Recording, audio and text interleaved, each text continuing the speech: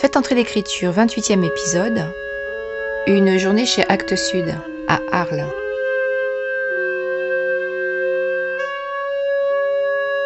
Bonjour à toutes et à tous. Dans le dernier épisode, celui sur les épreuves de bruit, le roman dont j'ai déjà parlé 1000 fois,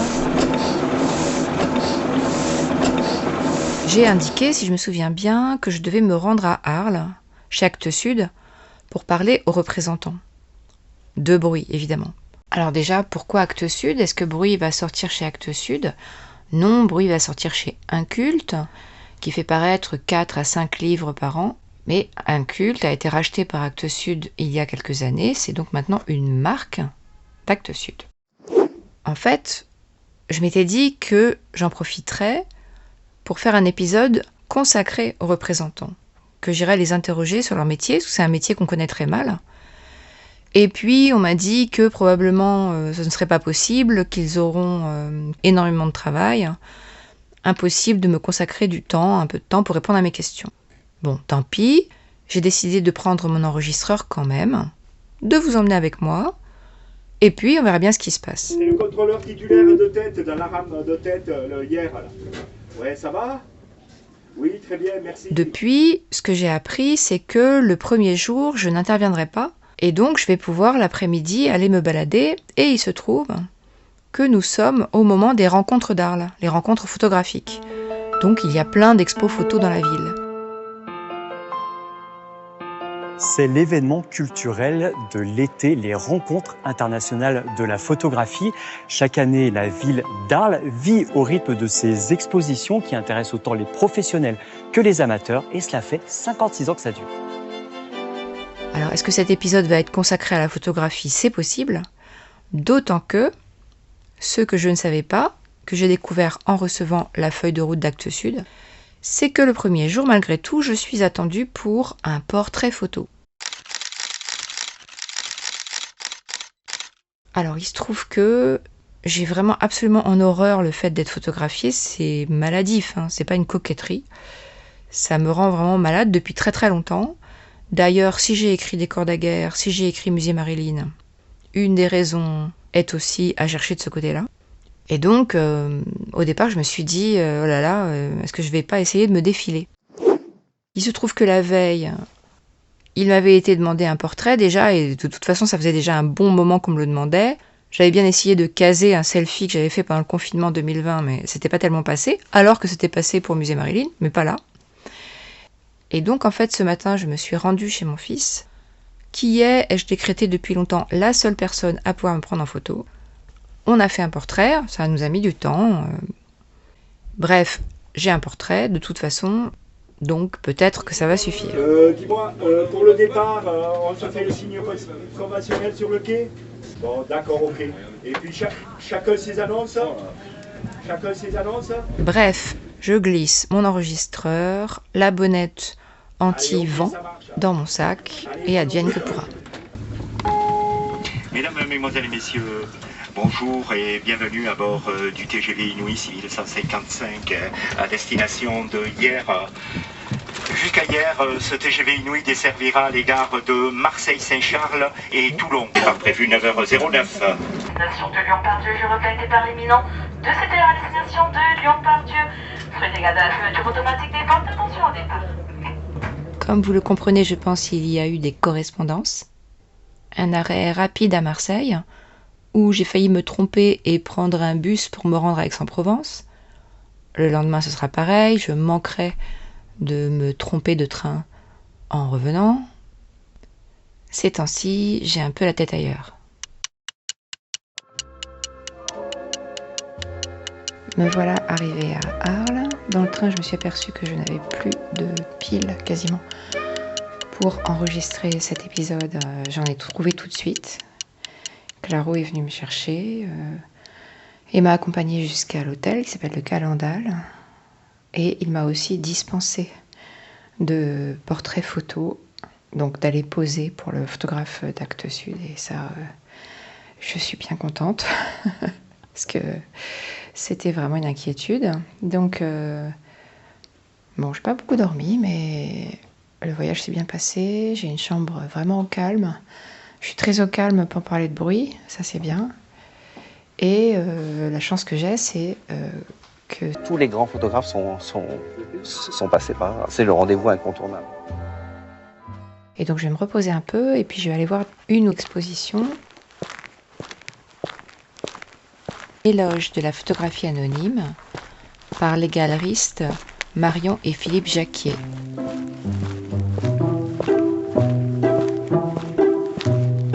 Je suis Philippe Jacquier. Je suis Marion Jacquier. On a créé ensemble une galerie de photographie il y a à peu près 20 ans, spécialisée dans la photographie d'amateurs et d'anonymes. On chinait des photographies, elles viennent essentiellement des marchés aux puces, des brocantes. On en vendait. Et puis, avec Marion, quelquefois, pour des raisons un peu qu'on ne sait pas vraiment définir, on les mettait de côté, on les mettait dans des boîtes. Le principe de notre métier, c'est l'aube, à 5 h du matin, une lampe de poche, une frontale, et on y va, quoi. Exposition qui est présentée en ce moment au cloître. Je crois que je n'étais jamais rentrée dans ce cloître, que je n'avais quasiment jamais vu Arles non plus. Donc j'ai décidé d'y aller et elle m'a absolument emplie de plein de choses.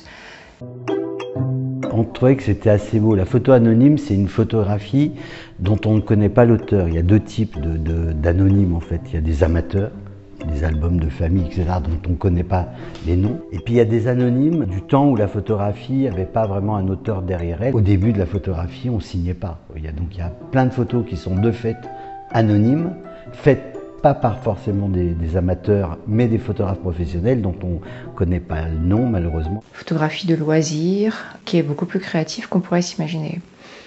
Et c'est vraiment quelque chose qui m'intéresse parce qu'à une époque, il y a très longtemps, dans les années 90, j'ai habité à Saint-Ouen et tous les dimanches matins, j'allais aux puces. Et aux puces, j'achetais des photos, très peu chères. Ce sont que des images inédites. Les gens vont découvrir des images qu'ils n'ont jamais vues. Cette collection représente quand même 10 000 images. Toutes, elles ont été trouvées une par une, dans une pochette, dans une boîte à chaussures. C'est ça qui est génial, parce qu'on ne sait pas ce qu'on cherche, on n'a jamais su ce qu'on cherchait. Mais quand on la trouve, on sait que c'est ça. J'achetais des photos 15 centimes, 30 centimes de francs, parfois 1 franc ou 2. Et je ne savais pas ce que j'allais faire de ces photographies. Enfin, je voulais écrire, ce que je n'ai pas fait, ce que plein d'autres gens ont fait. Tu poses comme si on t'avait posé là. Tu poses parce que je te l'ai demandé. Tu poses comme si tu étais une cible, comme si tu étais le cœur de la cible. La cible est horizontale. Toi, tu es debout. Tu es debout, mais tu te tiens à l'arbre, comme si tu avais peur de tomber, ou bien pour délasser tes jambes, ou bien pour te donner une contenance. Tu sembles calme, cloué au pilori, mains attachées derrière le dos, assumant la honte d'être ainsi exposé, attendant stoïque que le coup parte. Tu ne serais pas si sobrement vêtu.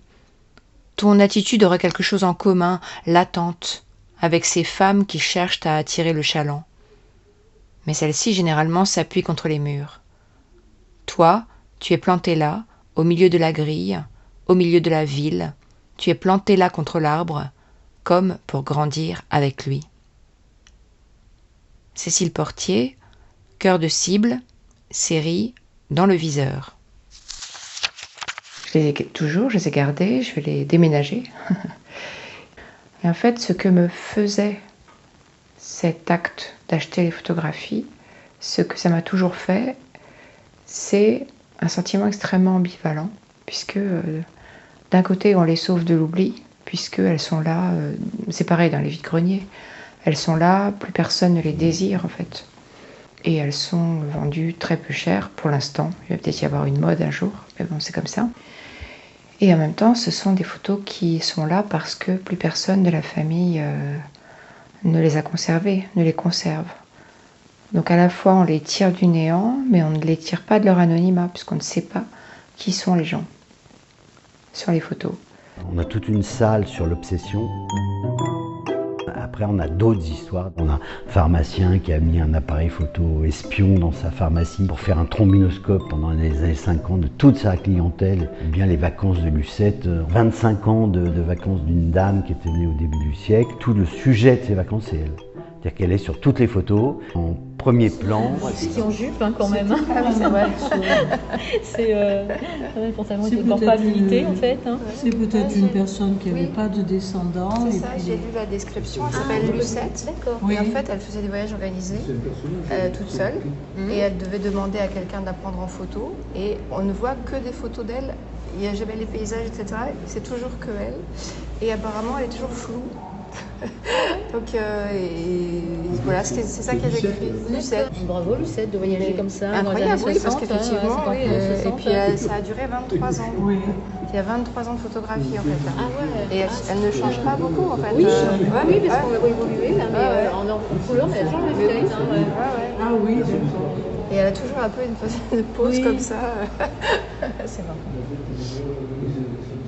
Elle a dû être identifiée, Lucette, parce qu'il y a sa date de naissance. Oui, 1908. Ils disent au début de l'exposition que si quelqu'un se reconnaît ou reconnaît quelqu'un, de leur en faire part quoi. Elle a fait des sacrés voyages, Lucette. Mais Elle, ouais. quand même, elle a dû être vraiment identifiée. Oui. Alors, est-ce par discrétion qu'ils ont pas mis son identité? Curieux. Et oui, en fait on peut se raconter plein d'histoires, c'est ça. Oui. On peut se poser plein de questions. En tout cas, on sait qu'elle s'appelle Lucette. Oui. Déjà, c'est pas eux qui ont inventé Oui. ce prénom. Oui. Tandis que le monsieur qui se photographie qui est derrière, qu'ils ont surnommé Zorro, ne connaissent Ah, vraiment ça, pas je l'ai son pas nom. regardé. Ben, c'est très différent. Oui, je ne l'ai pas regardé, j'ai vu que c'était gênant. Et on est passé. Ça va, je ne l'ai pas regardé. Mais moi, je trouvais que les photos de personnes dénudées, là, c'était un peu bizarre quand même, parce qu'on peut se demander, que je disais à l'autre dame, là, on peut se demander si ce n'est pas des photos volées ou les archives de Dominique Pellicot, là, par exemple, un truc quand même pas... peut-être criminel.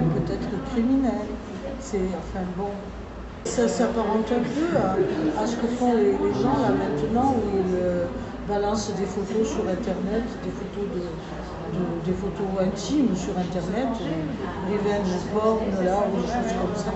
C'est un peu curieux. Et on a l'impression qu'on rentre dans l'intimité de quelqu'un qui n'a pas voulu être vu en dehors de son propre cercle, tout en les regardant avec beaucoup de tendresse, souvent. C'est un sentiment extrêmement complexe et en fait, les gens spontanément qui visitaient l'exposition sont venus me parler, plusieurs personnes, pour me dire ça et d'autres choses. Il y avait une dame, je pense qu'elle était un peu prude ou quoique ça se défend ce qu'elle dit sur les photos volées.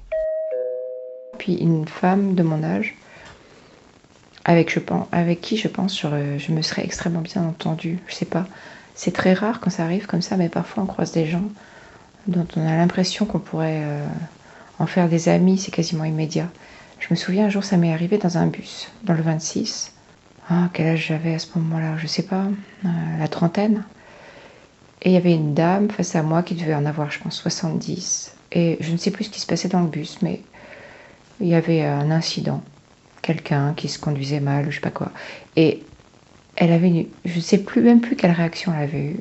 Elle avait une très bonne réaction, très intelligente, très fine. Et surtout, elle avait l'air, je sais pas, il y avait une bonté comme ça, ouais, une bonté intelligente qui émanait de son visage. Et je me suis dit, on ne se reverra plus jamais, quel dommage, parce que je suis sûre que je me serais bien entendue avec elle. Bon, ça vient de me faire ça. Et depuis ce matin, je me dis, essaye de prendre tout ce qui est bon, quoi. Ne fais pas des films à l'avance sur la façon dont ce séjour va se passer, etc. Reste cool, ce que me dit mon éditeur aussi. Et là, vraiment, quand je suis sortie, je me suis dit, c'est pas la peine que j'aille voir une autre exposition, parce que celle-là me remplit complètement. D'abord, le lieu, le cloître, est extrêmement apaisant. C'est aussi ce que disent les gens qui travaillent là, avec lesquels j'ai un peu discuté. Et puis, voilà, je suis pleine de cette exposition, pleine de l'inventivité et des obsessions aussi de tous ces anonymes. Et puis, il se trouve que, à peine sortie, la pluie s'est mise à tomber, donc je me suis dit, bon, c'est un signe, je vais rentrer, je vais retourner à l'hôtel. Et donc, être seule dans une ville et aller voir une exposition et ressentir des choses, c'est comme une sorte de petite aventure intérieure qui vous arrive. C'est pas très très éloigné de l'écriture parfois.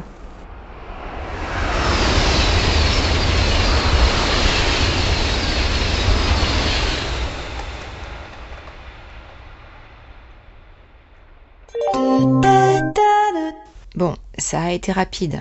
Juste un aller-retour, un voyage de plus de 4 heures une journée, un voyage de plus de 4 heures le lendemain. Me revoilà à Paris, je suis rentrée hier en fin d'après-midi d'Arles. Je suis immédiatement allée écouter un fantastique concert au New Morning, ce qui fait que ça m'a permis de couper un peu brutalement avec tout ce qui s'était passé.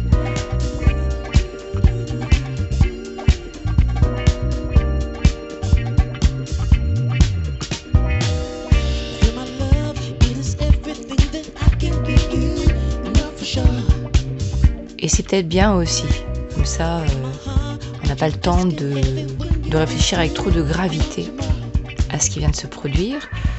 J'ai enregistré des choses là-bas qui ne sont pas ce que j'avais imaginé. Comme je vous l'avais dit, je voulais faire un épisode sur les représentants. Alors j'en ai rencontré 2 à qui j'ai parlé de ce projet de podcast. Il y en a un qui est très enthousiasmé mais qui n'est pas du tout à Paris. Et l'autre qui ne l'est pas moins, qui est à Paris mais qui est terrorisé par l'idée de parler au micro. Et comme moi, je suis terrorisée par les objectifs des appareils photo, je ne peux que le comprendre. Mais en tout cas, cette proposition de faire un épisode avec plusieurs représentants qui raconteraient chacun leur métier. Le représentant, c'est celui qui vient présenter les livres d'une maison d'édition aux libraires en avance pour qu'ils les découvrent et qu'ils aient envie de les lire. Donc c'est très important de réussir à les convaincre. Eh bien, apparemment, ça a bien plu, et tant mieux. Et en plus, ça m'inscrit un peu davantage sous le toit d'Actes Sud.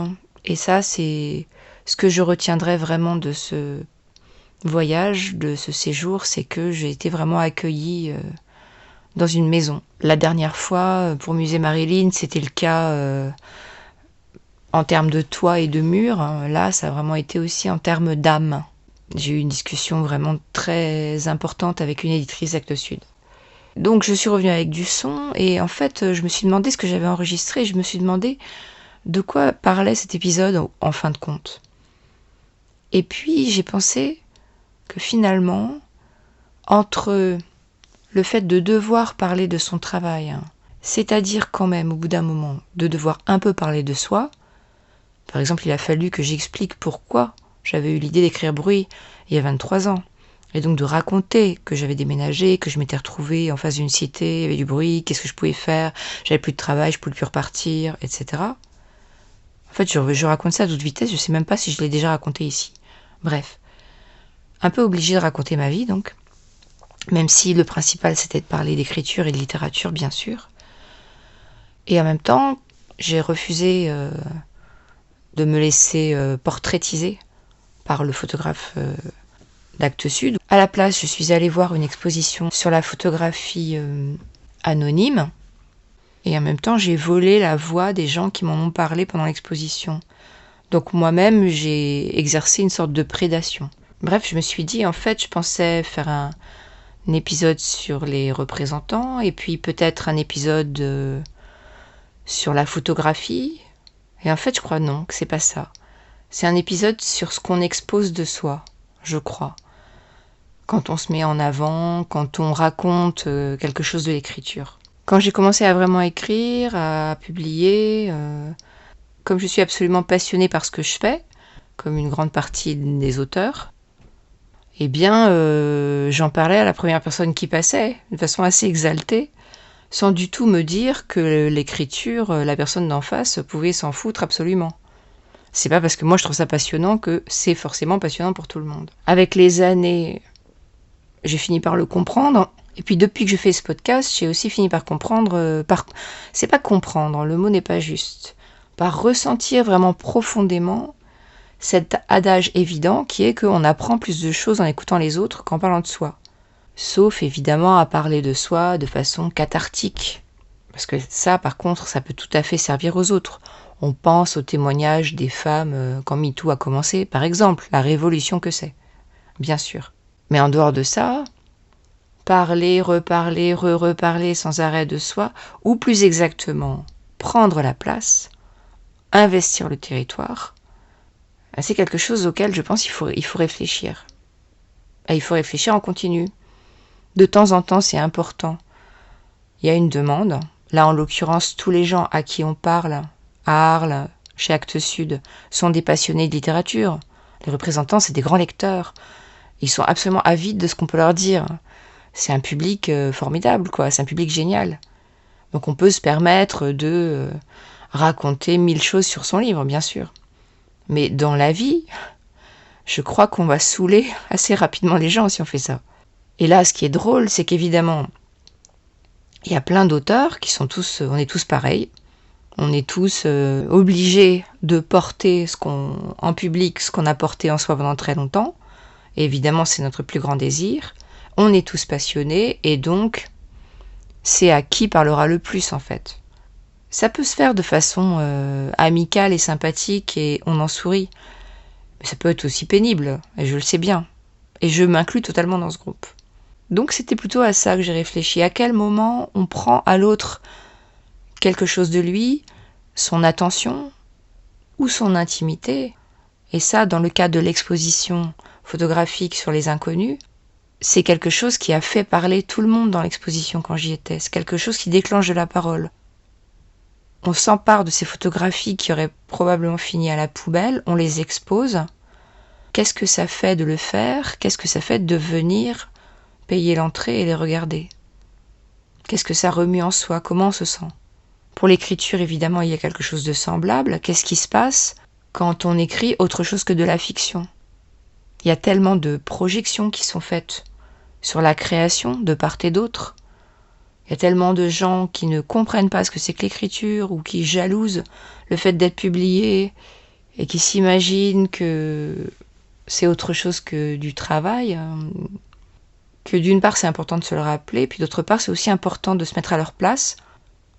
Et ce n'est pas parce que nous, on a sacrifié plein de choses pour arriver à la place qu'on occupe, si minime soit-elle, qu'on doit nécessairement l'asséner à ceux qui ne vivent pas ça.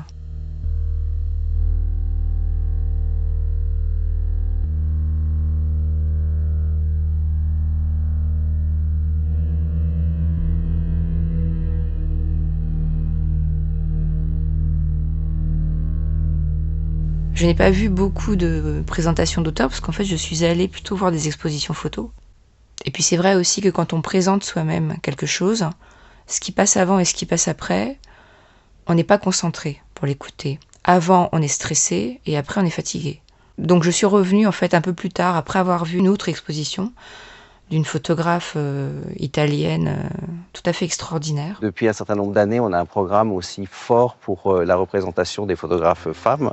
Laetitia Battaglia était une très très grande photojournaliste italienne et elle n'avait jamais eu d'exposition à Arles. Une femme sur laquelle il faudrait écrire, hein, ça très probablement. Donc après avoir vu cette exposition, je suis retournée dans la chapelle où avaient lieu les présentations. Présentation par les auteurs eux-mêmes de leurs livres à paraître à la rentrée suivante en janvier, devant les représentants et les éditeurs.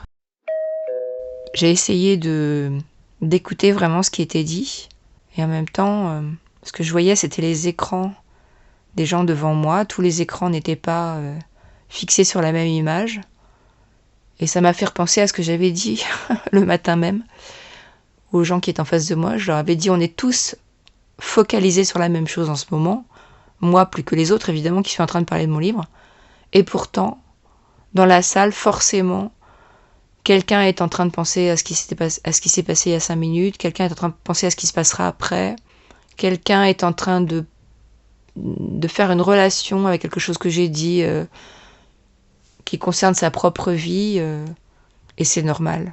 C'est pas une question de déconcentration, c'est une question aussi de tout ce qui nous traverse, du trop-plein, de l'émotion aussi. L'émotion qu'on ressent à dire quelque chose de soi, comme à écouter quelque chose de l'autre, et qui est parfois déstabilisant. Donc voilà, écrire par moments, c'est faire tout autre chose qu'écrire. C'est exécuter un geste qui, de l'extérieur, prolonge ce qu'on a écrit, et parfois ça permet de penser des choses qu'on a faites de façon plus précise, plus aiguisée que lorsqu'on l'a fait. Mais c'est aussi risquer la surenchère, risquer l'exhibition, risquer la prise de pouvoir sur l'autre. Et je trouve que c'est quelque chose à penser.